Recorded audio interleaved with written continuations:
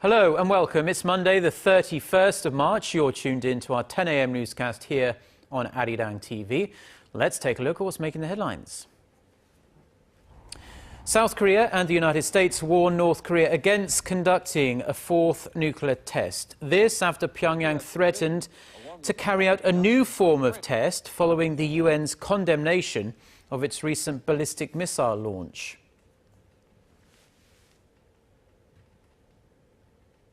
The US government has reportedly given its first positive response towards delaying the transfer of wartime operational control to South Korea from the end of 2015. Plus, US Secretary of State John Kerry announces no new deal on Ukraine following 4 hours of talks in Paris with his Russian counterpart Sergei Lavrov. Our top story this morning, North Korea has threatened to carry out a new form of nuclear test in response to a UN condemnation of the regime's recent ballistic missile launches. Responding to the latest provocative remarks, Seoul's Foreign Ministry spokesperson said Sunday that if the North were to carry out a fourth nuclear test, it would pay for its actions. The US State Department labeled the latest threat a troubling and provocative escalation. Let's hear what the North Korean state news agency said in the first place to trigger such a strong response. It is absolutely intolerable that the UN Security Council, turning a blind eye to the United States' madcap nuclear war exercises, denounced the Korean People's Army's self-defensive rocket launching drills and called them a violation of resolutions and a threat to international peace and security. We will take appropriate steps for a more diversified nuclear deterrence. The statement also warned the United States that it would bear all responsibility for any catastrophic events on the Korean peninsula. North Korea has carried out 3 nuclear tests since 2006, the last one coming in February of last year. Local experts say North Korea will likely continue to ramp up tensions until joint military exercises between South Korea and the US end in mid-April. So as we can see, all these threats are swirling around, but there appears to be physical evidence North Korea is readying for another series of nuclear tests at its Punggye-ri test site. According to 38 North, the website run by the US Korea Institute at Johns Hopkins University, recent tunnel excavation patterns show North Korea could be preparing to carry out 2 or more tests soon. Recent satellite imagery shows the mountains north and south of the site have been excavated into complexes that could allow multiple tests. It also says that if North Korea has a steady supply of fissile material from its facilities at its Yongbyon nuclear facility, the regime might be planning on conducting nuclear tests more regularly in the future. Now, experts are busy interpreting what North Korea's new form of nuclear test could actually be. While some say Pyongyang could be making an exaggerated threat to use as a bargaining chip for negotiations, others speculate the North may have finished the process of nuclear warhead miniaturization. Now, Kim Min-ji reports. Experts have given 3 possible scenarios for what North Korea means by new form of nuclear test. Pyongyang on Sunday threatened to carry out a new form of test over the UN Security Council's rebuke of its recent ballistic missile launches. First, experts say the North statement can mean that it will carry out nuclear tests at any possible site, whether that be land, air, or underwater, as well as its usual underground facilities. However, considering the dangers such as radioactive fallout as well as condemnation from the international community, that scenario doesn't look likely. Another possible interpretation is using uranium bombs. So far, Pyongyang is believed to have used plutonium-based bombs in its nuclear test, but this new form of nuclear test could mean it will use uranium in the future. We can say there are possibilities North Korea will carry out a nuclear test using uranium if their uranium enrichment program has been successful. Although lighter than plutonium, uranium is considered much more powerful. However, others point out that it can mean the North has completed the miniaturization process of its nuclear warheads. Last year, the U.S. Defense Intelligence Agency also said it believed Pyongyang was now able to miniaturize its warheads to mount its ballistic missiles. What's worse is that the North has already completed preparations for another nuclear test. North Korea is prepared for an underground nuclear test at the Punggye site. However, there are no imminent signs that they will carry out the test.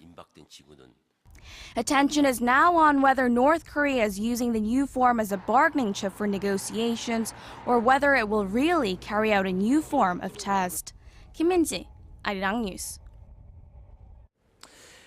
When North Korean leader Kim Jong-un's younger sister made her debut on the public stage earlier this month, many wondered what role she would fill within the regime. Well, now we know. A source familiar with North Korean affairs said Sunday that Kim Yo-jong was appointed as the chief secretary of the ruling Workers' Party in the first half of last year. The position requires purchasing daily necessities for the leader and his family, but does not include taking part in policy decisions.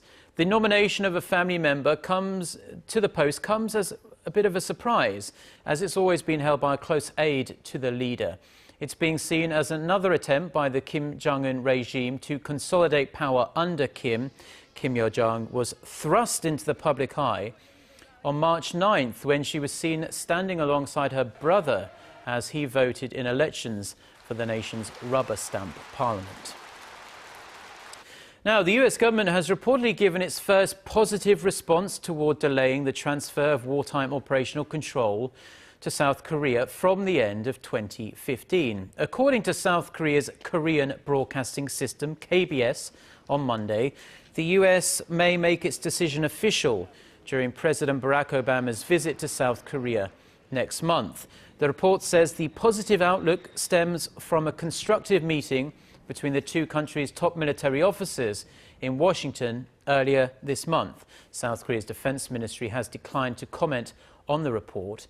Seoul wants the transfer pushed back from the current scheduled date of December 2015, citing the ongoing and unpredictable threat posed by North Korea. Back here in South Korea and on the domestic political scene, the race to the June local elections is picking up speed. In the capital, the ruling party has 3 candidates vying to become mayor, while the co-leader of the nation's newest political party wants to hold sit-down talks with President Park Geun-hye. Connie Kim reports. The domestic political scene is abuzz with activity, with just a little over 2 months remaining before the first local elections under the Park Geun-hye administration.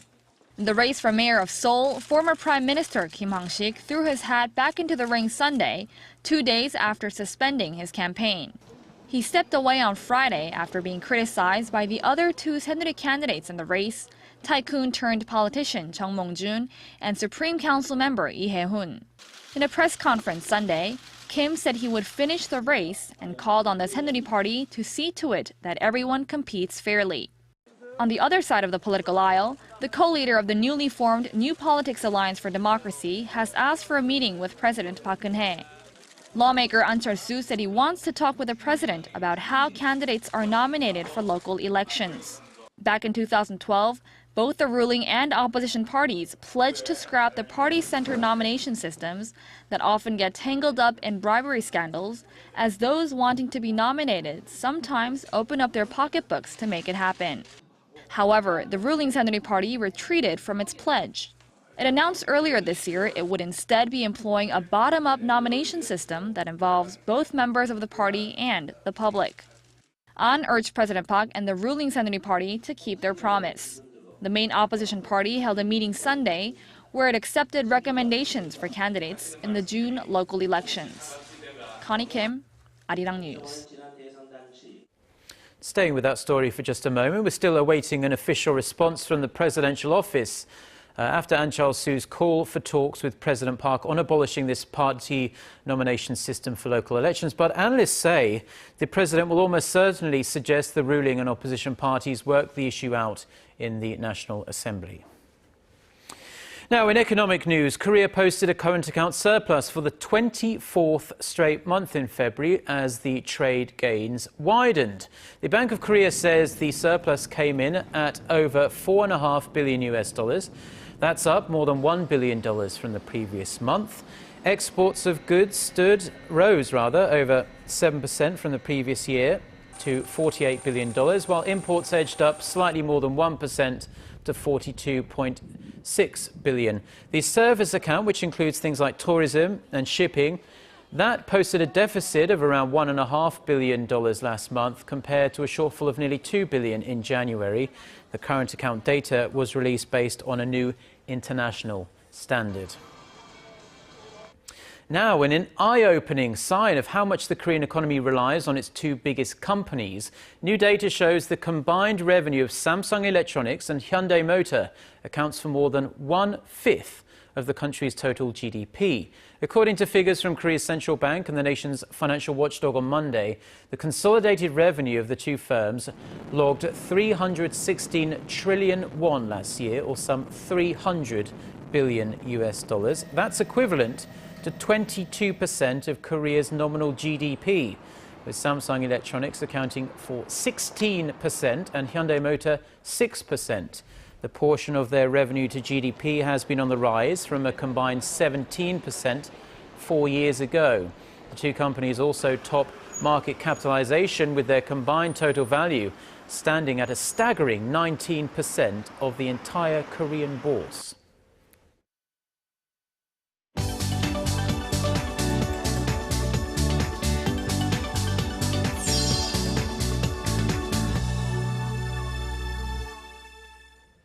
Now, for a look at some of the international news we are following at this hour, we're going to join our Eunice Kim, who's standing by, as always, at the News Centre. So good morning to you, Eunice. The top diplomats of the US and Russia held emergency talks in Paris this morning, Korea time, but it doesn't look like they made much progress. Hi, Mark. That's right. U.S. Secretary of State John Kerry and his Russian counterpart Sergei Lavrov, spoke for some 4 hours, but with differing visions on how to de-escalate the East-West tensions over Ukraine, not much ground was made. In a following press conference, Secretary Kerry underlined that there will be no progress in Ukraine without a pullback of Russian forces in the border area, numbering up to 50,000 troops by some accounts. Lavrov promised to present the idea of troop withdrawals to the Kremlin while making a case to make Ukraine a federalized nation with regions of autonomy independent of Kiev. Kerry said the idea of a federal nation was up to Ukrainians to decide. The emergency meeting comes after a phone conversation between U.S. President Barack Obama and Russian President Vladimir Putin late last week, and before a meeting of NATO foreign ministers in Brussels due for Tuesday and Wednesday this week. And now, in its fourth week, the search continues for any signs of missing Malaysia Airlines Flight 370. A number of objects were spotted from the air over the weekend, including 4 orange items that match the color of the airliner, but none so far have been confirmed as belonging to the ill-fated Boeing 777. Meanwhile, dozens of family members of the missing arrived from China in Malaysia Sunday. The 35-person group is demanding proof Flight 370 sunk into the Indian Ocean and an apology from the Malaysian government for giving out confusing information. 2/3 of the 227 passengers on board were Chinese. The plane disappeared while en route to Beijing from Kuala Lumpur on March 8th. The Guinea government is struggling to contain the country's deadliest outbreak of the Ebola virus, as the death toll caused by the latest epidemic reaches 70. The Guinean Health Ministry said its fatality rate has been at 63% in cases observed since the start of this year. Most had been reported in the southern parts of the country, but the capital of Conakry since last week has reported 8 cases of Ebola, including 1 fatality. Neighboring Senegal has closed its land border as a precaution against the contagion. The tropical virus leads to hemorrhagic fever, vomiting, diarrhea, and in severe cases, organ failure and unstoppable bleeding. In what's widely being seen as a litmus test, Turkey wrapped local elections on Sunday. Early poll results show Prime Minister Tayyip Erdogan's Justice and Development Party in the lead, with up to 46% of the votes at about 1/3 of the votes counted. The Erdogan government had been riddled with corruption scandals since Turkey's mass protests in June. Twitter and YouTube have both been blocked in the run-up to the elections after an audio recording was posted on both that appeared to reveal that top Turkey officials were plotting to fake an attack against their own country as an excuse to wage war on Syria. Prime Minister Erdogan is looking to run for the presidency in August, when Turkish citizens will directly elect their leader for the first time. Said that a team of South Korea. Get connected to Korea and the world. Join us every weekday for the latest developments out of Korea, Asia, and beyond. On air, on your mobile, and online, we lead the way every day. ARIRANG News. To try and resolve the crisis in Ukraine, the European Union also offers 15 billion. Now, as the dust settles on the nation's largest ever personal information leak, all banks, credit card companies and insurance companies will be banned from telemarketing from Tuesday. The nation's financial regulator said Sunday that companies will be prohibited from sending text messages or emails informing people of new financial products or services without prior agreement. The measures are intended to prevent further data breaches. In January, the personal information of more than 20 million bank and credit card users in South Korea was leaked. While the return of spring has many here in Korea rejoicing, they're far less thrilled about the return of yellow dust from China. Well, enter the Seoul metropolitan government, because the city is going to be running a special response team on a trial basis for the month of April. Their role will be to keep the public aware of rising dust levels through text messages and announcements in public and private buildings when the level of dust particles in the air exceeds 170 micrograms per cubic meter. Now there's a new landmark in Seoul, the Dongdaemun Design Plaza. It opened early this month and it has quickly established itself as one of the go-to sites for cultural events. Our Shin Se-min takes a closer look at the capital's new multi-purpose complex. This was just a peek of the 2014 Fall and Winter Seoul Fashion Week that closed its curtain this week at Seoul's newest landmark, Dongdaemun Design Plaza. It was the first of many events to come for the unique structure, which measures over 85,000 square meters. Over 45,000 aluminum panels make up the exterior, making it look like a spaceship. The multi-purpose complex was designed by world-renowned architect Zaha Hadid, who filled the interior with a total of 15 spaces, which include exhibition rooms, a museum, and open courtyards with manicured lawns.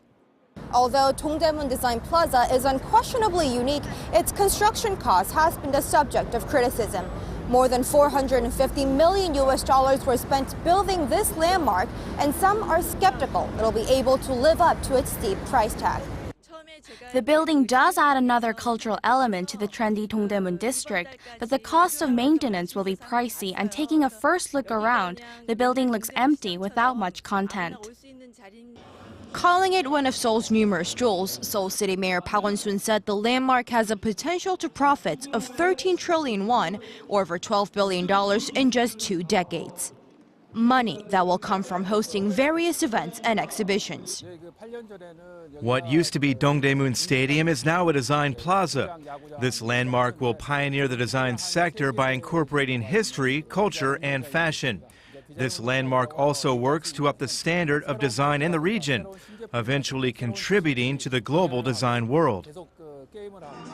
Seoul Fashion Week was the first opportunity the plazas had to show off all it is and all it can become. I believe that culture plays a key role when the country is looking to develop. And for those who are working in the name of culture, like myself, having a whole building designated especially for us to display art, I cannot express how much I appreciate the support. Shin Se-min, ARIRANG News.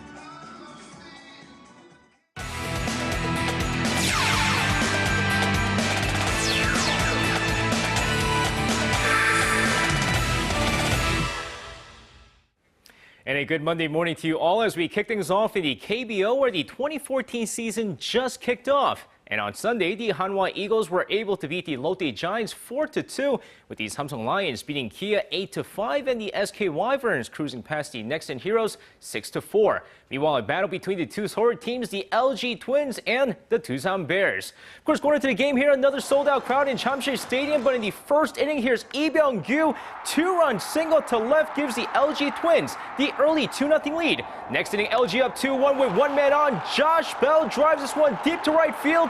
Welcome to Korea, his first home run of the season, and it's 4-1 LG. Fifth inning, more from LG, bases loaded. Lee Byung-gyu draws the walk here, 5-1. Next batter, Son Ju-in singles to center. This scores another, and it's 6-1. Check this out, bases loaded with captain Lee Jin-young.